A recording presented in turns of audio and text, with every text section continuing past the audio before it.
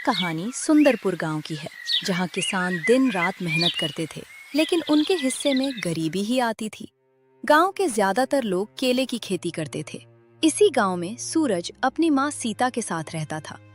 उसकी कहानी हर उस किसान की कहानी थी जिसकी मेहनत का फल कोई और ले जाता था।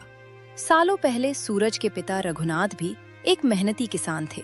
उनका सपना था कि केले की बड़ी फसल उगाकर अपने परिवार को गरीबी से बाहर निकालें। सीता, इस बार केले की फसल बहुत अच्छी हुई है। इसे बेचकर हमारी सारी परेशानियां खत्म हो जाएंगी। मैं अपने सूरज को एक अच्छी जिंदगी दूंगा। भगवान ने चाहा तो सब अच्छा ही होगा। आपने इस फसल के लिए बहुत मेहनत की है। बस मुझे डर है कि सेठ किरोड़ी इस बार भी कोई चाल न चल दे। तुम चिंता मत करो सीता, फसल इतनी अच्छी है कि सेठ किरोड़ी को भी मुंह मांगे दाम देने पड़ेंगे।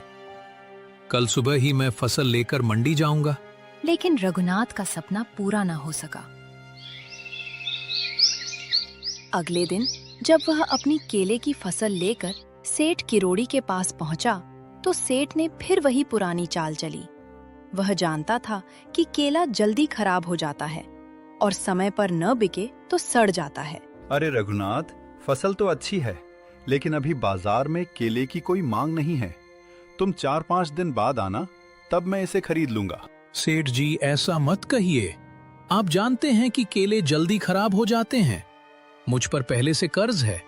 आप इसे आज ही खरीद लीजिए, भले ही थोड़े कम दाम दे दीजिए। मैंने एक बार कह दिया ना कि अभी नहीं खरीद सकता। 5 दिन बाद आना, वरना कहीं और बेच दो।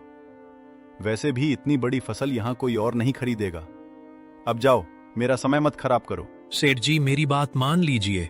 घर में छोटा बेटा है, पत्नी उम्मीद लगाए बैठी है। अगर फसल खराब हो गई तो मेरा परिवार बर्बाद हो जाएगा। मुझे इन सब बातों से कोई मतलब नहीं है। व्यापार में भावनाएं नहीं चलती। तुम्हें जो करना है करो। रघुनाथ खाली हाथ लौट आया। उसने कई जगह कोशिश की, लेकिन कोई उसकी फसल नहीं खरीद पाया। कुछ ही दिनों में उसकी पूरी फसल सड़ गई। कर्ज और अपमान का दर्द वह सह नहीं सका। उसे दिल का दौरा पड़ा और वह सीता व छोटे सूरज को हमेशा के लिए छोड़ गया। उस दिन से हर फसल के मौसम में सीता के मन में डर बस गया। समय बीत गया और सूरज बड़ा हो गया। उसने अपने पिता का सपना पूरा करने के लिए दिन रात मेहनत की। जल्द ही उसके खेत में भी केले की शानदार फसल तैयार हो गई। माँ, देखिए, इस बार हमारी फसल पूरे गांव में सबसे अच्छी है। पिताजी का सपना इस बार जरूर पूरा होगा। अब हमारी नई शुरुआत होगी। हाँ बेटा, फसल तो बहुत अच्छी है, लेकिन मुझे डर लग रहा है। फसल देखते ही तुम्हारे पिताजी की याद आ जाती है। मुझे सेठ किरोड़ी पर बिल्कुल भरोसा नहीं है। आप चिंता मत कीजिए माँ, मैं अब छोटा नहीं हूँ। इस बार सेठ किरोड़ी को कोई चाल नहीं चलने दूंगा। मैं फसल बेचकर सही दाम लेकर ही लौटूंगा। भगवान तेरा भला करे बेटा। बस संभल कर बात करना, उनसे उलझना मत। हमारा कोई और सहारा नहीं है। मैं समझता हूँ माँ, मैं बहुत शांति से बात करूंगा। आप बस घर पर मेरा इंतजार करना। पूरी उम्मीद के साथ सूरज अपनी फसल लेकर उसी मंडी पहुंचा जहां कभी उसके पिता का अपमान हुआ था। सेठ किरोड़ी अब पहले से ज्यादा अमीर और घमंडी हो चुका था। सूरज ने अपनी बैलगाड़ी उसकी दुकान के सामने रोक दी। प्रणाम सेठ जी, मैं सूरज हूँ, रघुनाथ का बेटा। अपनी केले की फसल लेकर आया हूँ। एक बार देख लीजिए, केले बहुत अच्छे हैं। अच्छा, तो तुम रघुनाथ के बेटे हो। फसल तो ठीक है, लेकिन मेरे गोदाम में पहले से बहुत माल पड़ा है। ऊपर से बाजार के भाव भी गिरे हुए हैं। सेठ जी, मुझे बाजार का भाव पता है। केले की अच्छी मांग है। आप सही दाम लगा दीजिए। मुझे आज ही फसल बेचनी है। तुम मुझे व्यापार सिखाओगे? मैंने कहा ना, अभी नहीं खरीद सकता। फसल वापस ले जाओ और 4 दिन बाद आना। सेठ जी, 4 दिन में तो केले खराब हो जाएंगे। आप मेरे साथ वही कर रहे हैं जो सालों पहले मेरे पिता के साथ किया था। जुबान संभाल कर बात करो लड़के। मैंने जो कह दिया वही होगा। इंतजार नहीं करना है तो अपनी फसल यहाँ से ले जाओ। मुझे तुम्हारे केलों की जरूरत नहीं है। सेठ जी, मेरी मेहनत का मजाक मत उड़ाइए। आप चाहते हैं कि फसल खराब हो जाए ताकि बाद में उसे सस्ते दाम में खरीद सकें। हाँ, तो क्या कर लोगे? इस मंडी में मेरी मर्जी चलती है। तुम जैसे किसान मेरे सामने कुछ नहीं हो। फसल ले जाओ, 4 दिन बाद खुद मेरे पास लौट कर आओगे। मेरे पिता का नाम मत लीजिए सेठ जी, मैं हार नहीं मानूंगा। अगर आप फसल नहीं खरीदेंगे तो मैं कोई और रास्ता निकाल लूंगा। बड़ा है रास्ता निकालने वाला। जा, जो करना है कर ले। कुछ दिन में रोता हुआ मेरे पास ही आएगा। सूरज गुस्से और निराशा में फसल वापस घर ले आया। रास्ते भर उसे यही चिंता थी कि इन केलों का क्या होगा। अगर ये खराब हो गए तो उसकी सारी मेहनत बेकार हो जाएगी। घर पहुंचते ही सीता उसकी हालत देखकर सब समझ गई। क्या हुआ बेटा, तुम्हारा चेहरा इतना उदास क्यों है? क्या सेठ किरोड़ी ने फिर वही चाल चली? हाँ माँ, उसने फसल खरीदने से मना कर दिया। कहता है 4 दिन बाद आना। वो जानता है कि तब तक केले खराब हो जाएंगे और फिर उन्हें सस्ते में खरीद लेगा। मुझे पहले से ही डर था बेटा। तेरे पिताजी भी ऐसे ही खाली हाथ लौटे थे और आज तू भी।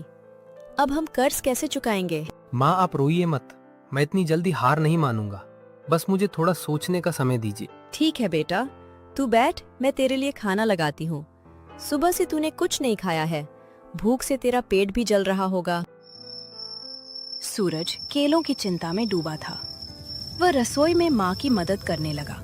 तभी कच्चे केले का एक पतला टुकड़ा उसके हाथ से फिसलकर खौलते तेल में जा गिरा। अरे बेटा ध्यान से, तेल उछल जाएगा तो हाथ जल जाएगा। तेरा ध्यान कहाँ है? माफ करना माँ, बस वो केले ही दिमाग में घूम रहे हैं। सूरज ने केले का टुकड़ा तेल से निकाला। वह सुनहरा और कुरकुरा हो गया था। जैसे ही उसने उसे चखा, उसके चेहरे पर मुस्कान आ गई। अचानक उसके दिमाग में एक नया विचार आया। माँ 1 मिनट, ये चक्कर देखना। क्या है बेटा? ये तो तूने कच्चा केला तल दिया है। ये कोई खाने की चीज है भला? आप एक बार खाकर तो देखिए माँ, प्लीज। अच्छा ला, दे इधर। सीता ने वो तला हुआ केले का टुकड़ा खाया और वह भी हैरान रह गई। अरे ये तो बहुत ही कुरकुरा और अच्छा लग रहा है। इसमें थोड़ा सा नमक और मसाला डाल दे तो ये तो किसी नमकीन से भी ज्यादा स्वादिष्ट लगेगा। यही तो माँ, अगर हम कच्चे केलों के चिप्स बना ले तो वे जल्दी खराब नहीं होंगे, महीनों तक चलेंगे और हमारी फसल भी बच जाएगी। केले के चिप्स? बेटा ये तू क्या कह रहा है? मैंने तो आज तक किसी को ऐसे चिप्स बेचते नहीं देखा। यही हमारी ताकत बनेगी माँ। सेठ किरोड़ी हमारी मजबूरी का फायदा उठाता है क्योंकि केले जल्दी खराब हो जाते हैं। लेकिन अगर हम ये चिप्स बना ले तो कोई हमारा नुकसान नहीं कर पाएगा। हम चिप्स बनाकर सीधे बाजार में बेचेंगे। लेकिन बेटा ये कैसे होगा?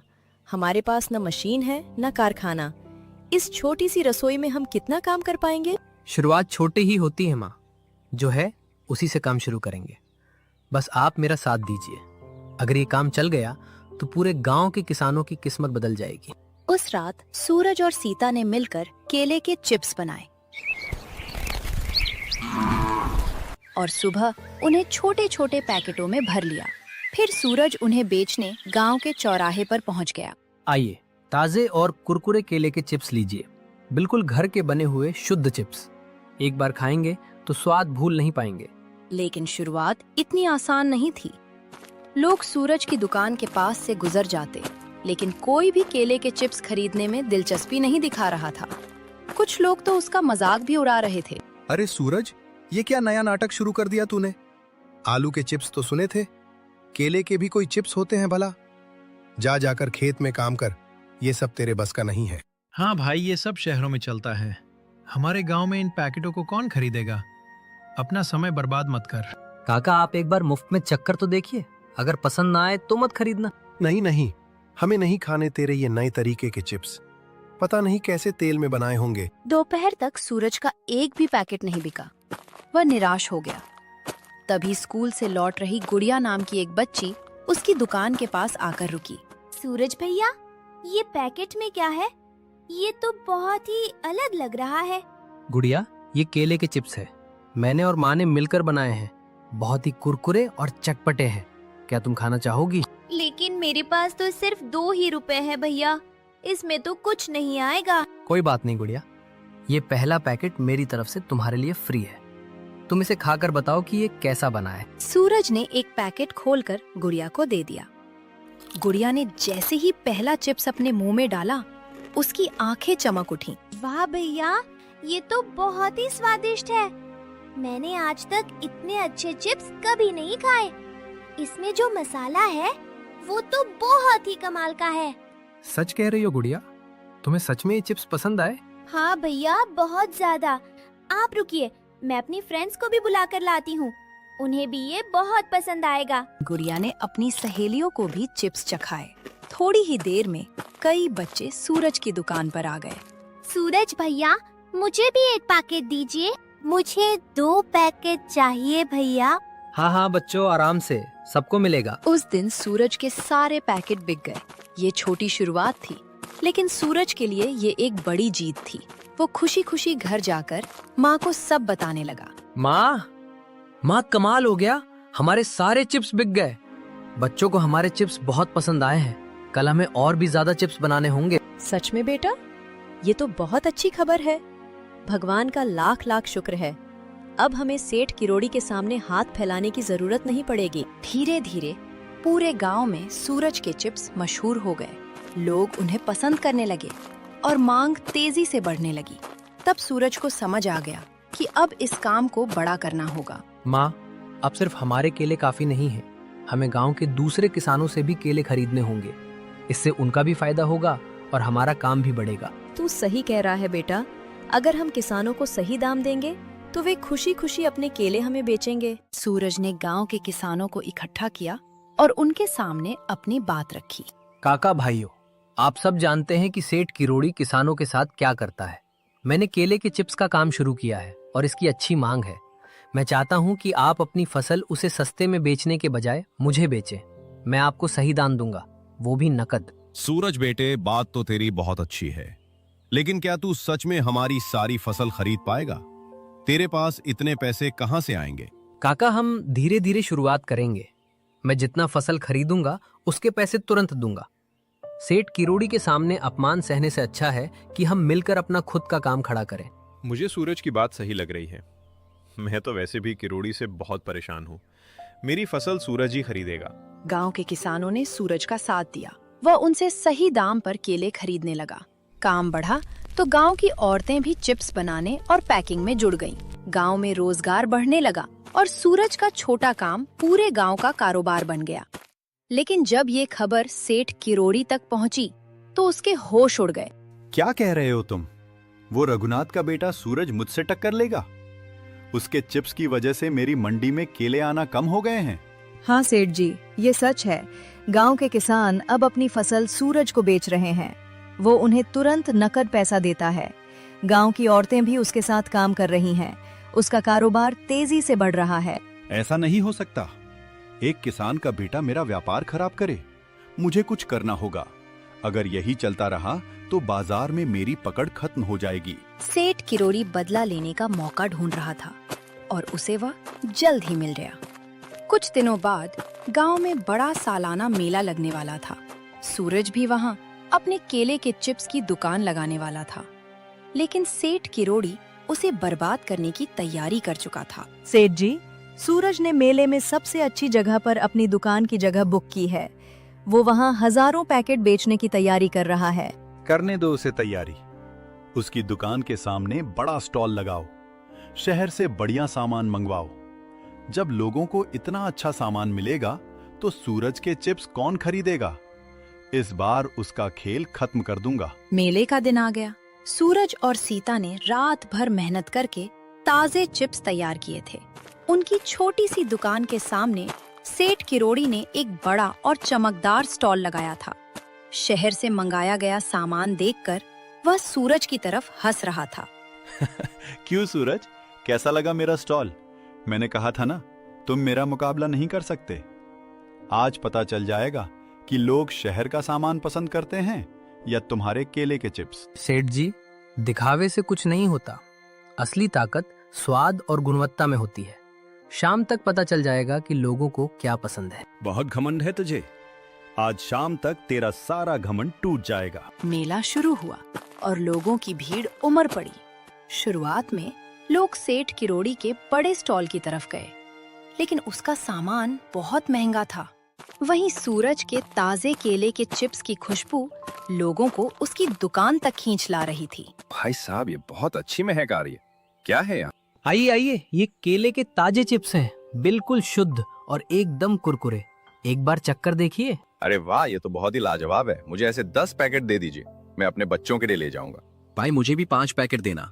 पिछली बार मेरे पड़ोसियों ने खिलाया था, इसका स्वाद बहुत ही बढ़िया है। सूरज की दुकान पर भीड़ उमड़ पड़ी। लोगों को उसके चिप्स इतने पसंद आए कि चिप्स तेजी से बिकने लगा। वहीं सेठ किरोड़ी का महंगा सामान बिना बिके पड़ा रहा। सेठ जी, लोग तो हमारे पास आ ही नहीं रहे हैं, सब उसी सूरज की दुकान पर जा रहे हैं। मैं अंधा नहीं हूं, मुझे सब दिख रहा है। पता नहीं लोगों को उसमें क्या दिख रहा है। जरूर सूरज ने कोई चाल चली है। शाम तक नतीजा साफ हो गया। सूरज के सारे पैकेट बिक चुके थे और वह अपनी माँ के साथ बेहद खुश था। दूसरी तरफ सेठ किरोड़ी का महंगा सामान बिना बिके पड़ा था और गांव वाले उसकी हालत देखकर हंस रहे थे। अरे सेठ जी, क्या हुआ? आपके ये शहरी पैकेट कोई खरीद नहीं रहा क्या? अब समझ आया कि हमारे गांव की मिट्टी और मेहनत में कितना दम है। तुम सब लोग अपनी हद में रहो। कुछ पैकेट बेचकर सूरज बड़ा आदमी नहीं बन गया। मैं उसे ऐसा सबक सिखाऊंगा कि वो सब भूल जाएगा। सेठ किरोड़ी गुस्से में वहां से चला गया। लेकिन सूरज की सफलता की चर्चा दूर दूर तक फैल गई। कुछ ही दिनों बाद उसके पास एक बड़ी खुशखबरी आई। माँ जल्दी बाहर आइए, बहुत बड़ी खबर है। क्या हुआ बेटा? इतनी जोर से क्यों चिल्ला रहा है? माँ, एक सरकारी अधिकारी हमारे चिप्स खाकर गए थे। उन्हें चिप्स बहुत पसंद आए। उन्होंने जिले के सबसे बड़े उत्सव के लिए हमें बड़ा ऑर्डर दिया है। हे भगवान, तेरा लाख लाख शुक्र है। ये तो सच में बहुत बड़ी बात है बेटा। हाँ माँ, अगर हमने ये ऑर्डर पूरा कर दिया तो हमारा काम पूरे राज्य में फैल जाएगा। इससे गांव के किसानों की जिंदगी बदल सकती है। अब हमें दिन रात मेहनत करनी होगी। सूरज और पूरा गांव ऑर्डर पूरा करने में जुट गया। यह उसके जीवन का सबसे बड़ा मौका था।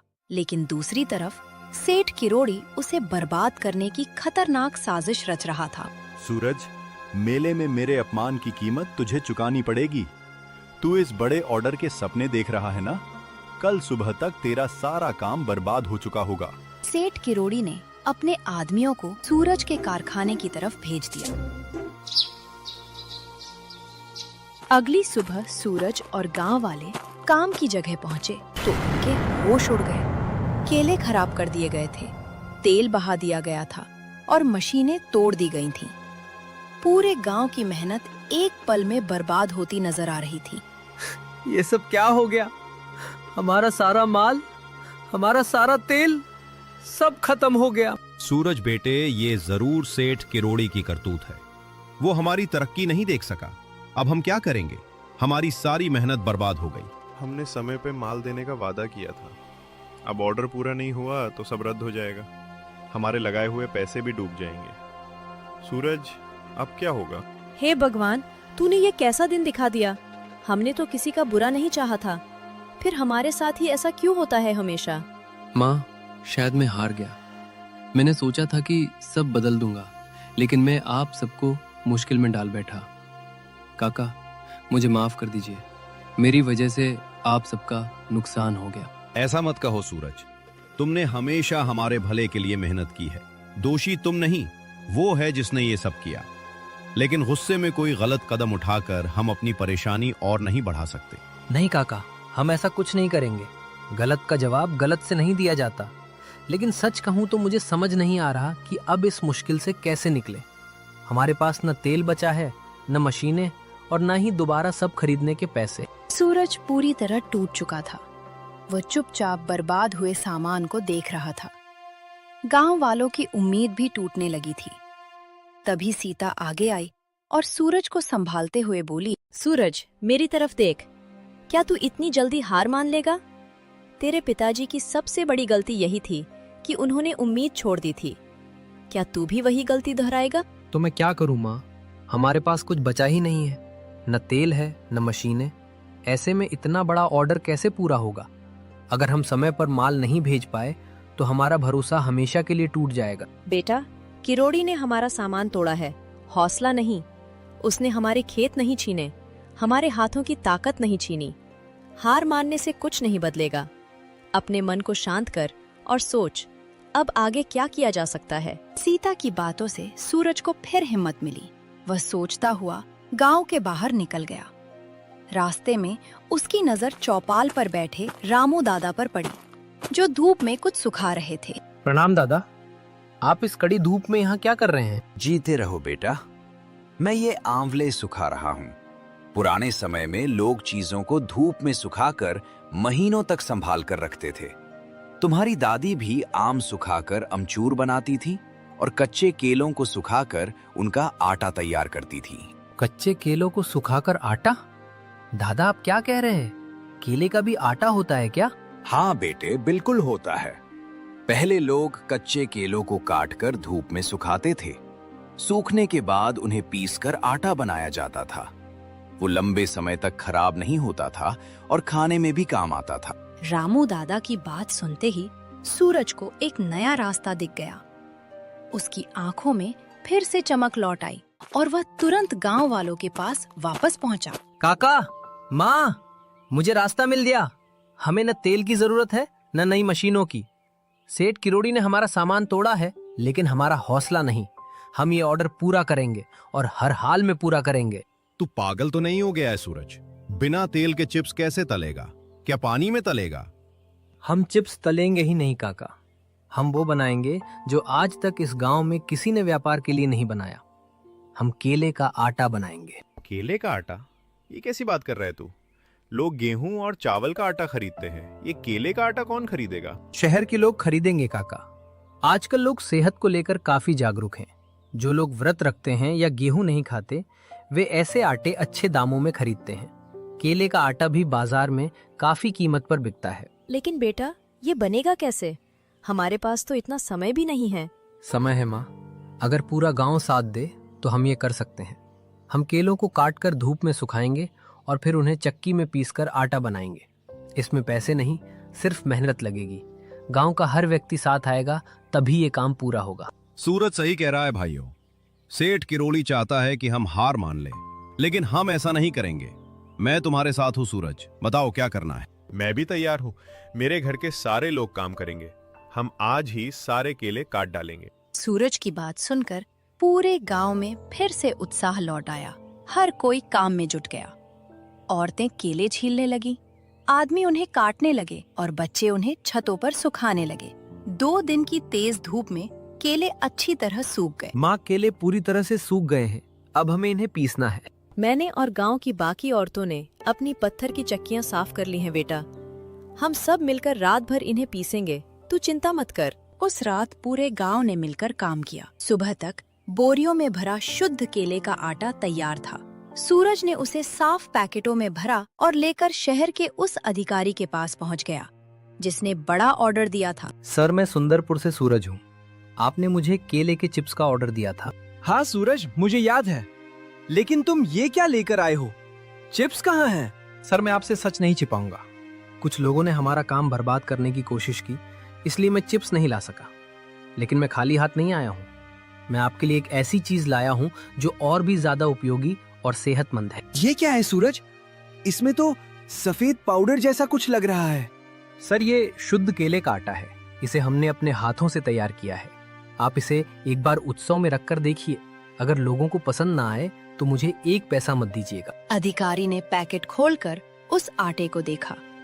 उसकी शुद्धता और सूरज की ईमानदारी देखकर वह बहुत प्रभावित हुआ। सूरज, मुझे तुम्हारी मेहनत और हिम्मत पसंद आई। हालात मुश्किल थे, फिर भी तुमने नया रास्ता निकाला। मैं इस केले के आटे को उत्सव में जगह दूंगा। मुझे भरोसा है कि लोगों को ये पसंद आएगा। उत्सव में केले का आटा खूब पसंद किया गया। मांग इतनी बढ़ी कि सूरज को लगातार बड़े ऑर्डर मिलने लगे। बड़े व्यापारी खुद उसके गांव आने लगे। ये खबर सुनकर सेठ किरोड़ी बौखला गया। ये कैसे हो सकता है? मैंने उस सूरज का सब कुछ बर्बाद कर दिया था, फिर वो दोबारा कैसे खड़ा हो गया? ये केले का आटा क्या बला है? सेठ जी, सूरज ने नया रास्ता निकाल लिया। अब शहर के बड़े व्यापारी उसी का माल खरीद रहे हैं। किसान भी अपनी फसल उसे ही बेच रहे हैं। हमारी मंडी में केले आना लगभग बंद हो गए हैं। मैं ऐसा नहीं होने दूंगा। इस बाजार पर सिर्फ मेरा राज है। अगर वो केले का आटा बनाकर पैसे कमा सकता है तो मैं उससे भी ज्यादा पैसे कमाऊंगा। लेकिन हम कैसे कमाएंगे सेठ जी? हमारे पास तो केले ही नहीं हैं। केले बाहर से मंगवाओ। मुझे जितना हो सके उतना माल चाहिए। जब बाजार में मेरा माल सस्ते दाम पर भर जाएगा तो सूरज के लिए टिकना मुश्किल हो जाएगा। तब उसे समझ आएगा कि व्यापार कैसे चलता है। लेकिन सेठ जी, बारिश का मौसम शुरू होने वाला है। अगर रास्ते में तेज बारिश हुई तो इतने लंबे सफर में केले खराब हो सकते हैं। इससे हमें बड़ा नुकसान हो सकता है। तुम मुझे व्यापार मत सिखाओ, मैंने जो कहा है वही करो। मुझे हर हाल में माल चाहिए, चाहे जितना पैसा लगे, लेकिन इस बार मैं सूरज को हरा कर रहूंगा। सूरज को हराने की जिद में सेठ किरोड़ी ने दूसरे राज्य से केलों से भरे कई ट्रक मंगवा लिए। लेकिन 2 दिन बाद मौसम ने करवट ली और भयंकर बारिश शुरू हो गई। अब उसका पूरा दाव खतरे में पड़ चुका था। सेठ जी, गजब हो गया। क्या हुआ? तू इतना घबराया हुआ क्यों है? ट्रक कहाँ तक पहुँचे? सेठ जी, बड़ी मुसीबत हो गई। रास्ते में भयंकर बारिश और बाढ़ आ गई है। सड़कें टूट गई हैं और हमारे सारे ट्रक बीच रास्ते में फंस गए हैं। क्या बकवास कर रही हो? ट्रकों को तुरंत पीछे मोड़ो और किसी सुरक्षित जगह पहुंचाओ। अब कुछ नहीं हो सकता सेठ जी। ड्राइवर अपनी जान बचाकर भाग गए हैं। रास्ते बंद हैं और कई दिनों तक खुलने वाले नहीं। ट्रकों में पड़ा सारा माल खराब हो जाएगा। हमें बहुत बड़ा नुकसान हो गया है। समय ने ऐसा पलटा खाया कि सेठ किरोड़ी का सारा घमंड टूट गया, जबकि सूरज की मेहनत ने सुंदरपुर की किस्मत बदल दी।